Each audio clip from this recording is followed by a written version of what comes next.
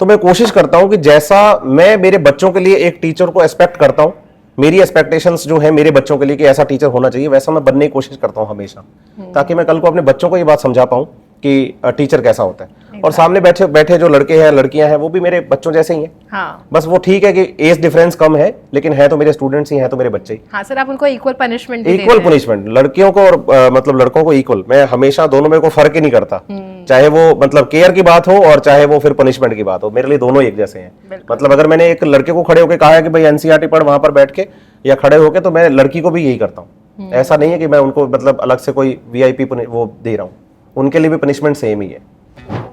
Hello to all the biology enthusiasts and other viewers.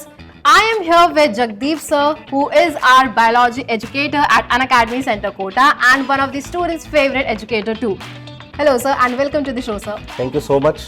Good morning to all. Yeah. So आज sir मेरे पास कुछ ऐसे बच्चों की तरफ से इल्ज़ाम कहूँ मैं या फिर कुछ ऐसे दावे बोलूँ, कुछ ऐसी चीज़ें मुझे आपके बारे में पता चली हैं जो बच्चे आपके लिए कहते हैं।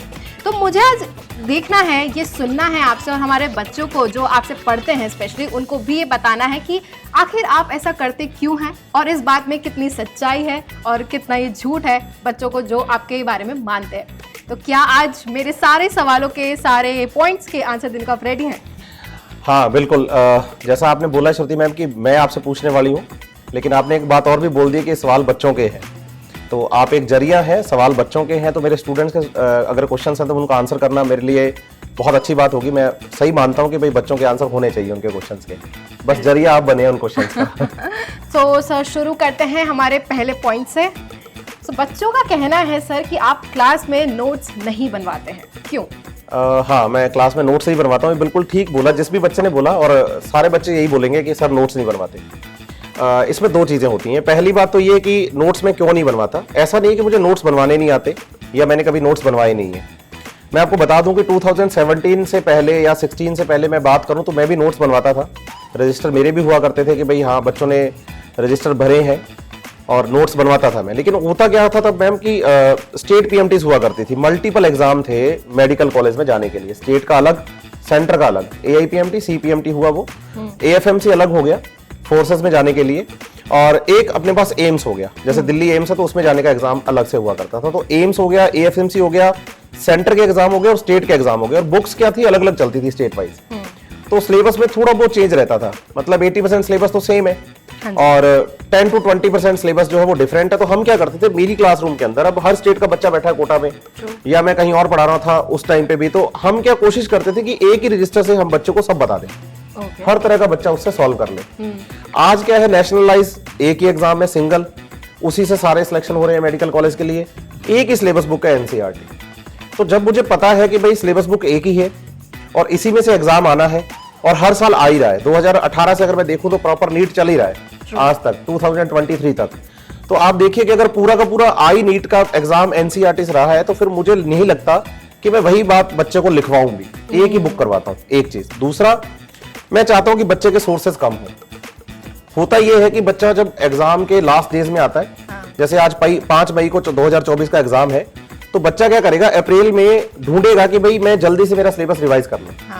उस टाइम पे अगर उसके पास सोर्सेज ज्यादा होंगे तो वो कंफ्यूज रहेगा कि मैं किस सोर्स को फॉलो करूं, नोट्स, मॉड्यूल्स, NCERT क्या फॉलो करूं। तो वहां पर मैं चाहता हूं कि बच्चा केवल NCERT को फॉलो करे, क्योंकि मैक्सिमम पेपर वहीं से आ रहा है, तो एग्जाम में अच्छा स्कोर कर पाएगा। एक चीज, दूसरा जो कोचिंग इंस्टीट्यूट्स होते हैं, इवन मैं आज अनअकैडमी में हूं तो मैं ये कह सकता हूं कि बच्चों को नोट्स उनके प्रिंटेड फॉर्म में दिए जाते हैं, जिनको कि हम मॉड्यूल्स के नाम से बोलते हैं, है ना, या स्टडी पैकेज बोलते हैं, तो वो प्रिंटेड फॉर्म में है। वो उनको ये रखा गया है कि उनके अंदर स्पेलिंग्स का ध्यान रखा गया है, वर्ड्स का ध्यान रखा गया है, तो ऐसा डिजाइन किया गया है कि बच्चा उसको पढ़ पाए। तो अगर आज मैं लिखवाता हूं बच्चे को नोट्स, तो मैंने NCERT और मॉड्यूल में जो लिखा हुआ है वही तो लिखवा रहा हूं। तो एक तरीके से मैं बच्चे का क्या कर रहा हूं कि सोर्स बढ़ा रहा हूं। तो मैं उस बात से थोड़ा सा अवॉइड करता हूं बच्चे को कि आप अपने सोर्स कम रखिए, लेकिन कम सोर्स को आप बार बार पढ़िए, रिवाइज करिए, ताकि वो आपकी मेमोरी में जाए और आप नीट के एग्जाम में बहुत अच्छा परफॉर्म करके आए। ये रीजन है बेसिकली मेरा नोट्स ना लिखवाने का।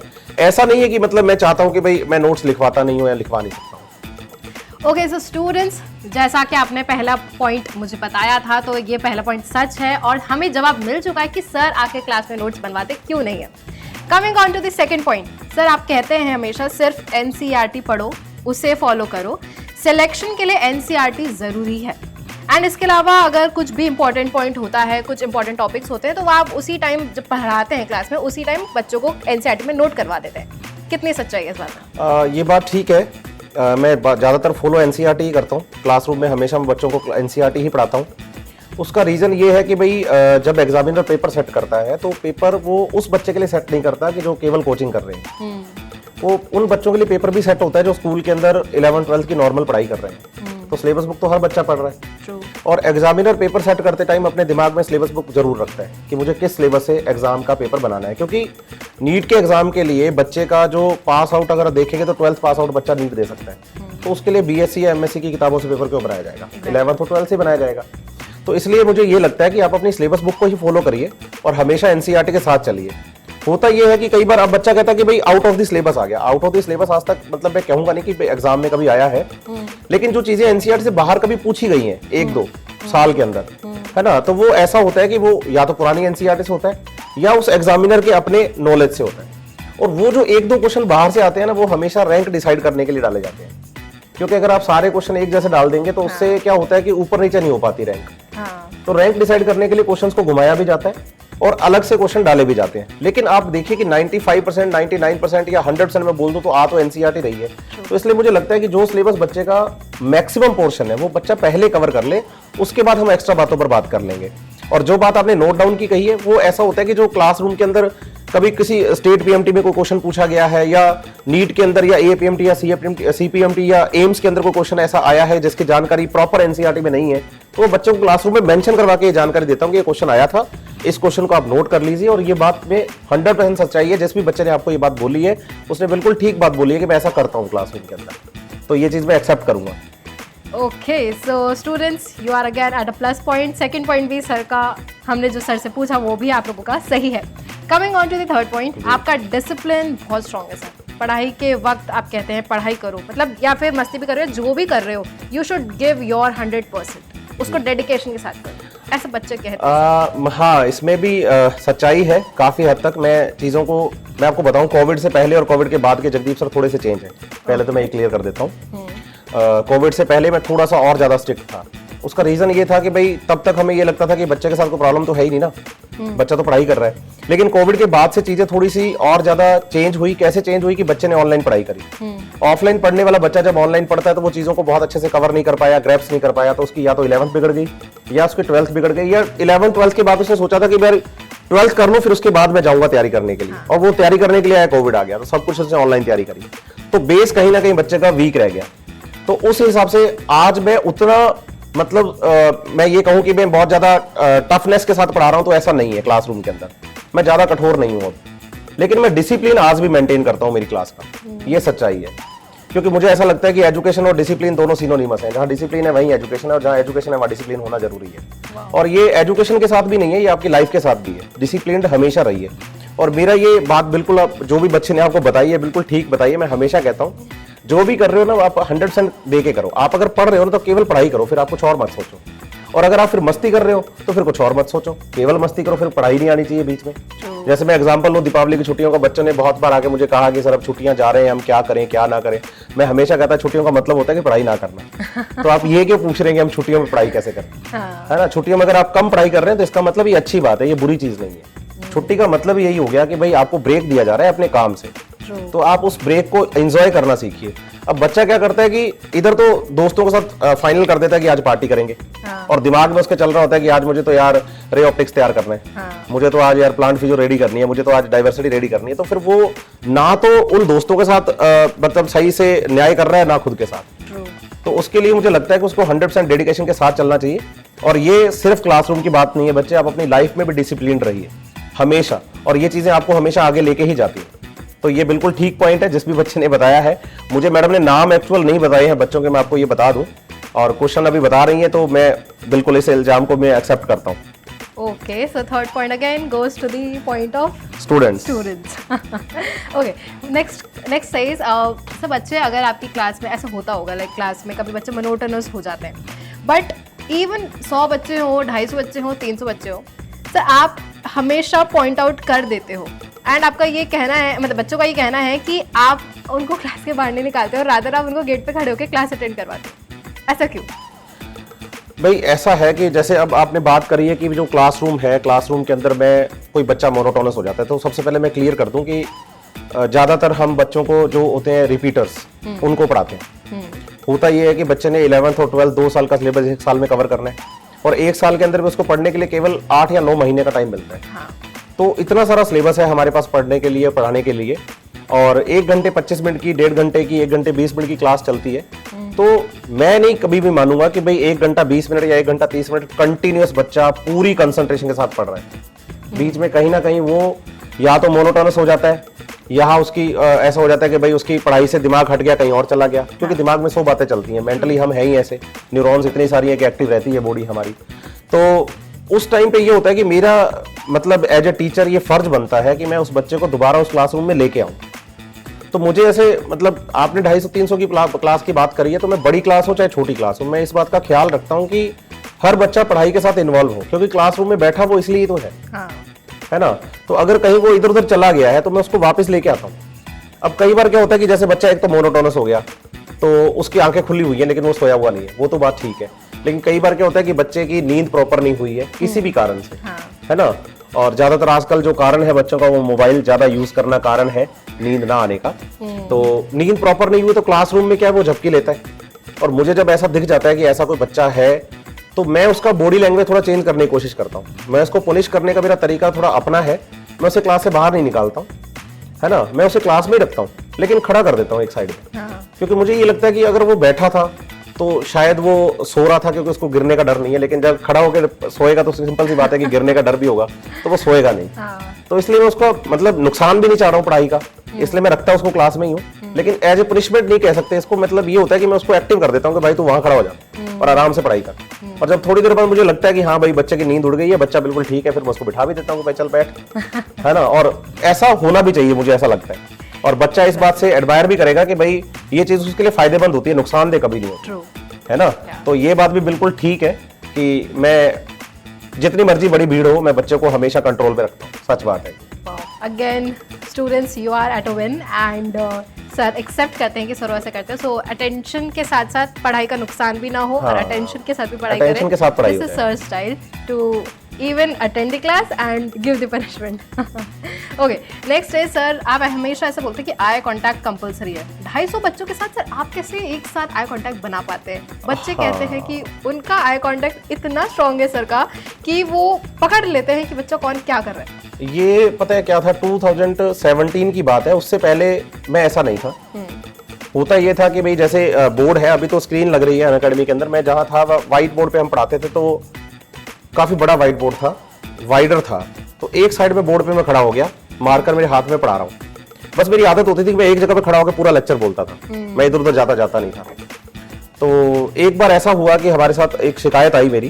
क्या शिकायत आई कि सर जो पढ़ाते हैं वो बहुत अच्छा पढ़ाते हैं, हमें समझ भी बहुत अच्छा आता है, लेकिन सर हमारी तरफ देखते नहीं, तो हमें फील ही नहीं आता कि भाई सर हमारी क्लास में है या नहीं है। उस टाइम के बाद मैंने ये थोड़ा सा रूल सेट कर लिया कि भाई मुझे अब हर बच्चे पे ध्यान देना है, ताकि कोई ये बात बोल ही ना पाए कि सर मेरी तरफ देखते ही नहीं है। और तब से मैंने सोच लिया है कि भाई जब मैं सबकी तरफ देख रहा हूं ना, तो फिर ये होना चाहिए कि सामने वाला भी मुझे देख रहा है।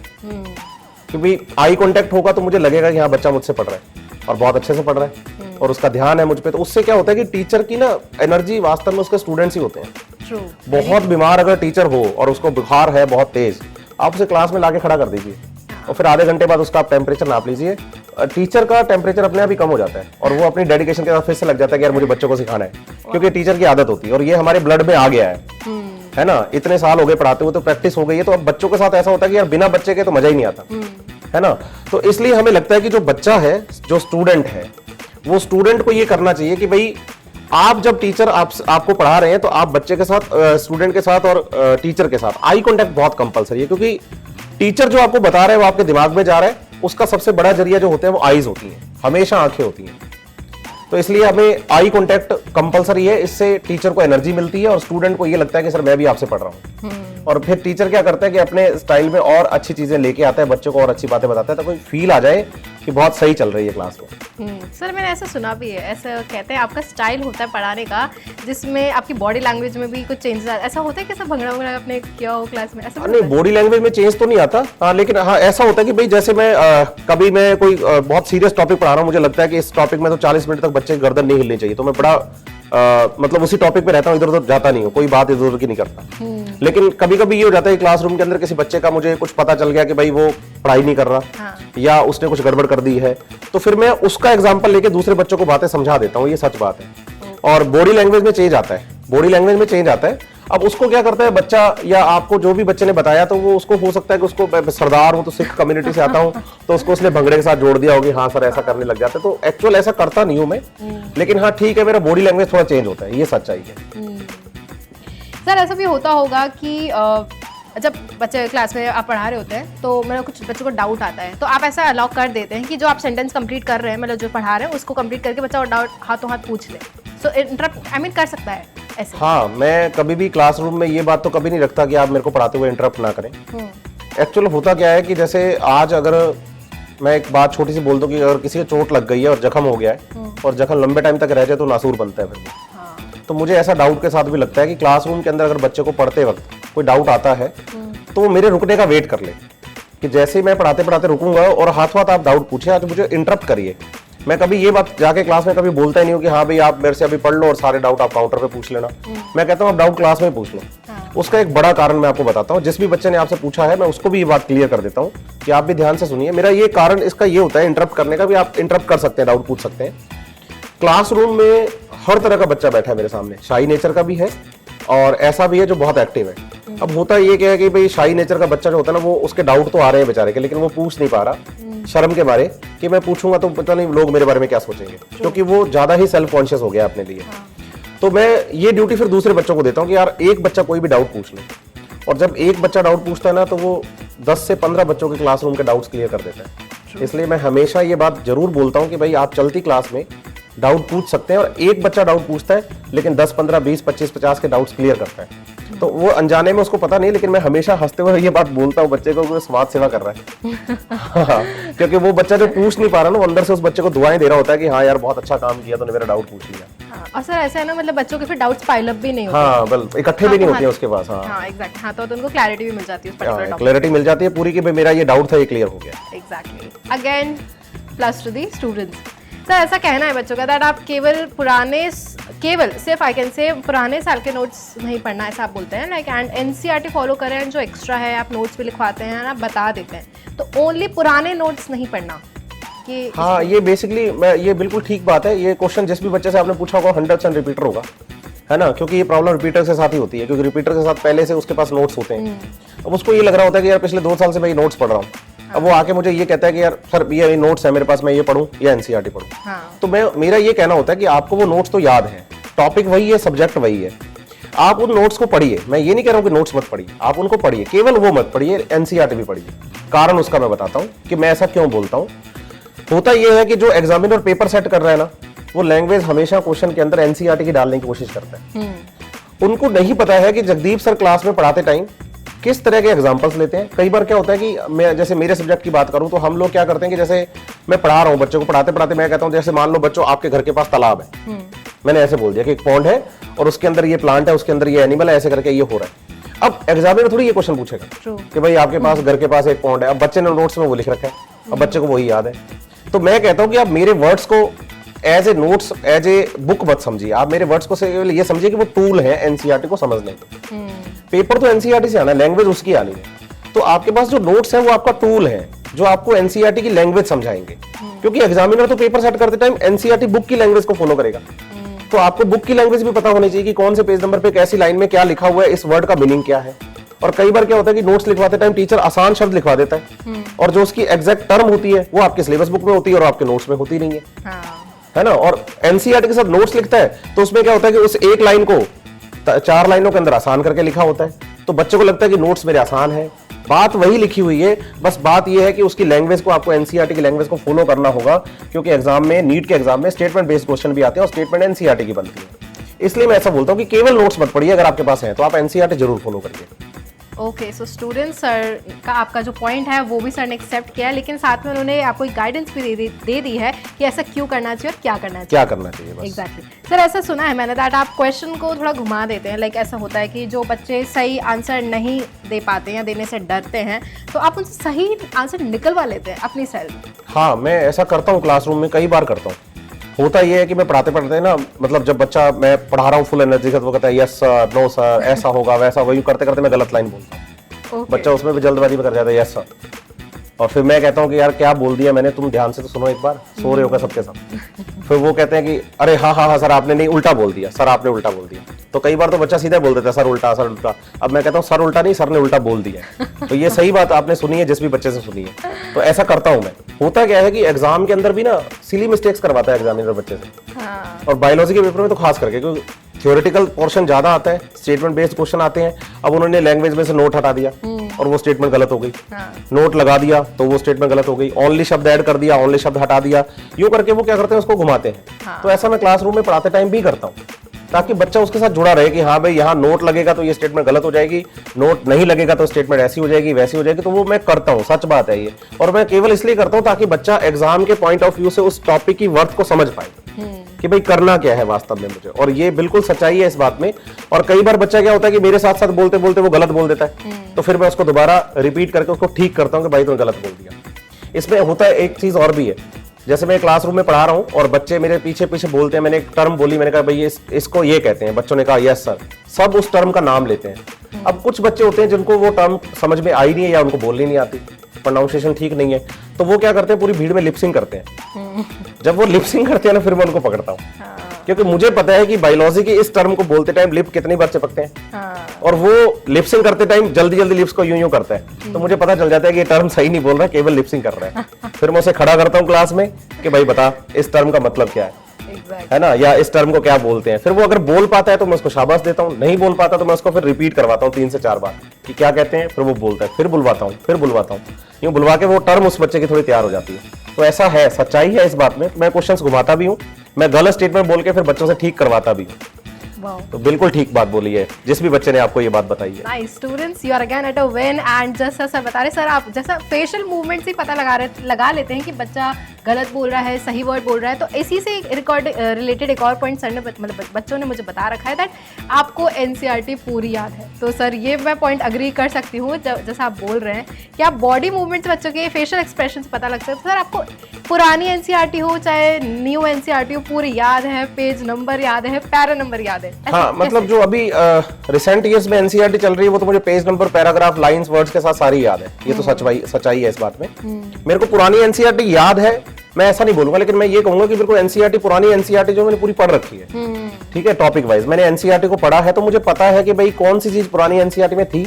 क्योंकि ये जो अभी एनसीईआरटी बच्चों के पास है 2006 से शुरू हुई है, 2006 से, तो 6 से पहले वाली एनसीईआरटी मैंने पढ़ी है, तो उसमें कुछ चीजें एक्स्ट्रा थी, सिलेबस में से हटाई गई, 2006 में एनसीईआरटी बनी। अब 2023 में जो एनसीईआरटी आई है उसके अंदर भी काफी सारे चेंजेस हैं, तो मैं उन चेंजेस का खास ध्यान रखता हूँ, क्योंकि ये मेरी ड्यूटी बनती है एज ए टीचर, ये मेरी ड्यूटी है। ड्यूटी ऐसे बनती है कि भाई बच्चा जो मेरे सामने आ रहा है ना, वो ये भरोसा करके आ रहा है कि मुझे जो सर जानकारी देंगे वो बिल्कुल सही जानकारी और ऑथेंटिक जानकारी देंगे। तो ऑथेंटिसिटी पे जाने का मेरा सबसे बड़ा फर्ज यही बनता है कि मैं बच्चे को सही जानकारी दूं कि भाई पुरानी एनसीईआरटी में ये था, नई में ये हो गया, अब जो एडिशन आपके पास है उसमें इस पेज नंबर पे इस लाइन में से ये लाइन हटा दी गई है, ये लाइन ऐड कर दिया गया है, ये वर्ड ऐड कर दिया गया। ये मेरी ड्यूटी है, मॉरल ड्यूटी बनती है ये एज ए टीचर। तो इसलिए मैं ये काम जरूर करता हूँ और क्लासरूम में ये बच्चों को जरूर बताता हूँ कि एनसीईआरटी में कहाँ चेंजेस कर दिए गए हैं और सिलेबस के अंदर कौन सी चीज को ठीक कर दिया गया है ना। तो इसलिए बच्चा इसको डिसाइड करता है। ये बिल्कुल ठीक बात सुनी है आपने। और एनसीईआरटी वास्तव में मैंने पढ़ी है इतने सालों तक, तो मेरे को line to line, word to word, page number के साथ ये याद है। एंड सर इसीलिए आप बच्चों को विदाउट एनसीईआरटी क्लास में अलाउ भी नहीं करते हैं? मैं कभी अलाउ नहीं करता हूँ, ये सच बात है। मैं बच्चों को, जब भी मेरी क्लास कहीं किसी नई फेज में अनाउंस होती है, तो यहाँ पर जो अनाउंसमेंट करने वाले होते हैं उनको मैं स्पेशली, मेरा नाम जब जाता है तो उनको अब याद हो गया कि हमने क्या अनाउंसमेंट करनी है। वो कहते हैं कि कल से जगदीप सर की क्लास है और आपको एनसीईआरटी लेके आनी है। ये लाइन वो ऐड करते हैं अपनी तरफ से कि आपको एनसीईआरटी लेके आनी है, क्योंकि उनको पता है कि जगदीप सर बिना एनसीईआरटी के पढ़ाएंगे नहीं। और फर्स्ट क्लास में मैं अलाउ करता हूँ, फर्स्ट के बाद सेकंड क्लास से मैं थोड़ा सा बोलना शुरू कर देता हूँ बच्चों को जिनके पास एनसीईआरटी नहीं होती। ओके, अगेन न्यू थिंग जो बच्चों ने मुझे सही बताई है। एंड सर का अब तक एक भी पॉइंट ऐसा नहीं है जो सर ने अग्री नहीं किया हो। हाँ, मैं सारे पॉइंट्स एग्री करता हूँ, क्योंकि बच्चों के पॉइंट से तो बच्चों ने ऑब्जर्व किया है हर चीज। See how well your students knows you sir, है ना। इज इट लाइक आप अग्री करेंगे इस बात? हाँ, मैं इस बात से एग्री करता हूँ, क्योंकि मैं आपको बताऊं इतने सालों में मैंने ये भी नोटिस किया, बच्चे तो ये तक नोटिस करते हैं कि सर ने कौन सा पगड़ी का कलर पहना हुआ है। अच्छा। हाँ, मतलब पता चलता है मुझे, बच्चे बताते हैं, और सच बात भी है। और हम जब स्टूडेंट थे, हम हमारे टीचर को नोटिस करते थे हाँ। कि भाई क्या कर रहे हैं, क्या नहीं कर रहे, क्या पहन के आए, अच्छा आज सर के जूते नए हैं। तो ऐसे करके वो हमारे जो स्टूडेंट्स हैं वो भी करते हैं। और मेरा मेन मोटिव तो बच्चों के लिए यही रहता है कि भाई मैं खुद 2 बच्चों का बाप हूँ, तो मुझे ऐसा लगता है कि भाई बड़े होके एक दिन वो भी ऐसे क्लासरूम में बैठेंगे। मैं हमेशा बच्चों से ये बात बोलता हूँ, तो मैं कोशिश करता हूँ कि जैसा मैं मेरे बच्चों के लिए एक टीचर को एक्सपेक्ट करता हूँ, मेरी एक्सपेक्टेशंस जो है मेरे बच्चों के लिए कि ऐसा टीचर होना चाहिए, वैसा मैं बनने की कोशिश करता हूँ हमेशा, ताकि मैं कल को अपने बच्चों को ये बात समझा पाऊँ कि टीचर कैसा होता है। और सामने बैठे बैठे जो लड़के हैं लड़कियां हैं वो भी मेरे बच्चों जैसे ही हैं। हाँ। बस वो ठीक है कि एज डिफरेंस कम है, लेकिन है तो मेरे स्टूडेंट्स ही हैं, तो मेरे बच्चे ही। हाँ सर, आप उनको इक्वल पनिशमेंट इक्वल पनिशमेंट, लड़कियों को और मतलब लड़कों को इक्वल। मैं हमेशा दोनों में को फर्क ही नहीं करता, चाहे वो मतलब केयर की बात हो और चाहे वो फिर पनिशमेंट की बात हो, मेरे लिए दोनों एक जैसे हैं। मतलब अगर मैंने एक लड़के को खड़े होकर कहा है कि भाई एनसीईआरटी पढ़ वहां पर बैठ के या खड़े होके, तो मैं लड़की को भी यही करता हूँ। ऐसा नहीं है कि मैं उनको मतलब अलग से कोई वीआईपी वो दे रहा हूँ, उनके लिए भी पनिशमेंट सेम ही है। Okay, so these are the things. And sir, ये काफ़ी ऐसी बातें हैं जो सर मुझे और भी पता लगी है, लेकिन अब मैं कुछ व्यूअर्स पे भी छोड़ना चाहूँगी कि ऐसा कौन सा पॉइंट है जो आप ऐड करना चाहते हैं या फिर पूछना चाहते हैं जगदीप सर से, सो वो आप हमें कमेंट बॉक्स में बताइए। And anything last you want to say sir? मैं बस यही कहूँगा, बच्चे की लगे रहिए, मेहनत के साथ लगे रहिए। जो सिलेक्ट हो चुके हैं वो भी पढ़ते रहिए, और जो सिलेक्शन के लिए जा रहे हैं वो भी अपनी मेहनत पे लगे रहिए। मेहनत का फल एक दिन में कभी नहीं आता। आपको ये लगता जरूर है कि भाई मैंने आज पढ़ाई करी है, अब 3-4 दिन मैं थोड़ा सा मस्ती करूंगा, या मैंने 3-4 दिन पढ़ाई करी है तो एक दिन मस्ती करूंगा, तो आप ये मत करिए please.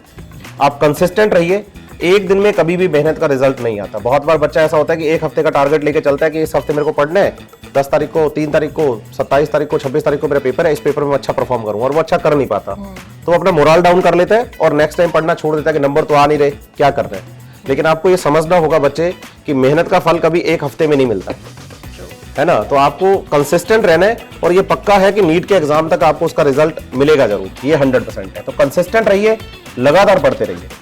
Wow, amazing guidance bye sir. And सारे पॉइंट्स जितने मुझे पता लगे थे, काफ़ी सारे मैंने पूछ लिए हैं। इसके अलावा अगर आप कुछ पूछना चाहते हैं एंड इस वीडियो को देखने के बाद स्टिल अगर आप कुछ सर से डिस्कस करना चाहते हैं, पूछना चाहते हैं, तो आप पूछ सकते हैं। एंड अगर आपको ये वीडियो पसंद आया है, so you should really like this video. And जितने भी स्टूडेंट्स हैं जेएस सर के, I want each of them to really comment one thing और the other about JS sir. So मिलते हैं हम नेक्स्ट वीडियो में सर के साथ। Till then, like this video, share this video and subscribe to the channel Unacademy Coder Diaries.